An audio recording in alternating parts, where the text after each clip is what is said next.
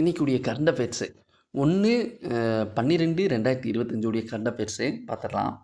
அதில் first current affairs என்ன சொல்லியிருக்காங்கன்னா, காசி தமிழ் சங்கம் மாநாடு வந்து எங்கே நடக்குதுன்னா, காசி தமிழ் சங்கம் மாநாடு இப்போ எங்கே இருக்குன்னா, யூபியில் வாரணாசியில் வருஷம் வருஷம் நடக்கும்.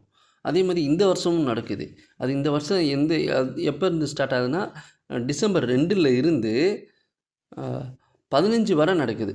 டிசம்பர் 2 டு 15 வரை நடக்குது. இதோடைய கருப்பொருள் என்னது அப்படின்னா, தமிழ் கற்காலம் அப்படின்ற ஒரு கருப்பொருள் தான் அதோடைய கருப்பொருள். அடுத்த கரண்ட் அஃபேர்ஸ் என்னதுன்னா, நலம் காக்கும் ஸ்டாலின் அப்படின்ற ஒரு ஸ்கீமை வந்து நம்ம மாண்புமிகு முதலமைச்சர் வந்து ஓப்பன் பண்ணி வச்சார். அது எப்போ ஓப்பன் பண்ணிச்சோன்னா, ஆகஸ்ட் 2ஆம் தொடங்கினார். இது என்னென்னா, வாரந்தோறும் சனிக்கிழமை உடல் முழுவதும் பரிசோதனை பண்ணிக்கலாம். இந்த பரிசோதனைக்கு தான் நலம் காக்கும் ஸ்டாலின் அப்படின்னு சனிக்கிழமை வாரம் முழுவதும் சனிக்கிழமை பரிசோதனை பண்ணுவாங்க. இது எப்போ தொடங்கப்பட்டதுன்னா ஆகஸ்ட் 2ஆம் தேதி.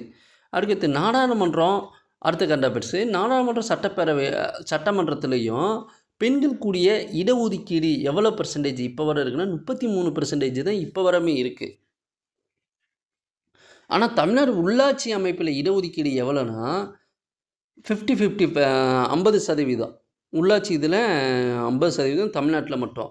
ஆனால் சட்டமன்றத்திலையும் நாடாளுமன்றத்திலையும் பெண்களுக்கு ஒதுக்கப்பட்ட இடஒதுக்கீடு எத்தனைன்னா 33%.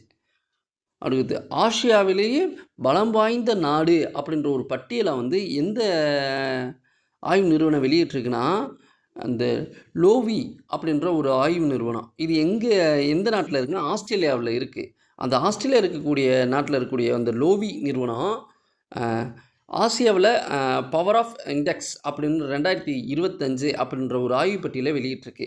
அதில் என்னென்னத்தை நோட் பண்ணியிருக்காங்கன்னா, இந்தியாவுடைய பொருளாதாரம், அடுத்து இராணுவம், வெளிநாட்டுடைய கலாச்சாரம், வெளிநாட்டுடைய உறவுகள், அது எல்லாத்தையும் பேஸ் பண்ணி இந்த அறிக்கையை தயார் பண்ணியிருக்காங்க.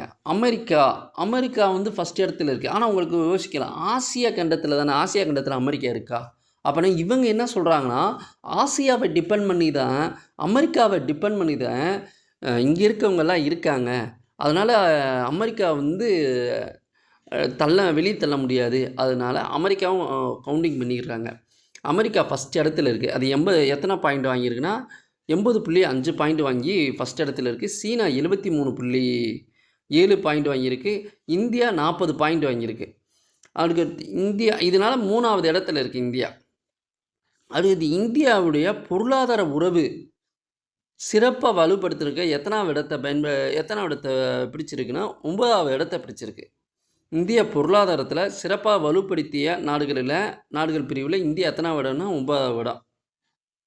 அடுத்து இன்றைக்கி டேட் என்னென்னா உலக எய்ட்ஸ் நோய் தினம். டிசம்பர் 1 டிசம்பரில் உலக எய்ட்ஸ் நோய் தினம். இது எப்போ இருந்து கொண்டாடுறாங்க அப்படின்னா, ஏன் இந்த உலக எய்ட்ஸ் நோய் தினம் வந்து டிசம்பர் 1ன்னு சொல்கிறாங்கன்னா, 1986 டிசம்பர் 1ஆம் தேதி தான் சென்னையில் தான் ஃபஸ்ட்டு கச்சேவியை உறுதிப்படுத்தினாங்க. அந்த நாளை தான் டிசம்பர் 1, அந்த நாளை தான் வருஷம் ஃபுல்லாக கொண்டாடுறாங்க. இது 2030க்குள்ளே நம்ம இலக்கு நினச்சிருக்கோம். நோய் தொற்று இல்லாத அளவுக்கு கொண்டு வந்துடணும், எய்ட்ஸ் நோயே இல்லாத அளவுக்கு கொண்டு வந்துடணும் அப்படின்னு சொல்கிறாங்க. அதுக்கடுத்து இந்த நிகழ்வு ஆண்டில் 2024 போன நிகழ்வு ஆண்டு 2024-25 எய்ட்ஸ் நோய் தொற்று எவ்வளோ ஏற்பட்டுச்சுன்னா, தமிழ்நாட்டில் 0.16% தான். இந்திய அளவில் தேசியத்தில் எவ்வளோ பாயிண்ட்டுனா 0.23% வந்து ஏற்பட்டிருக்கு. Okay, thank you.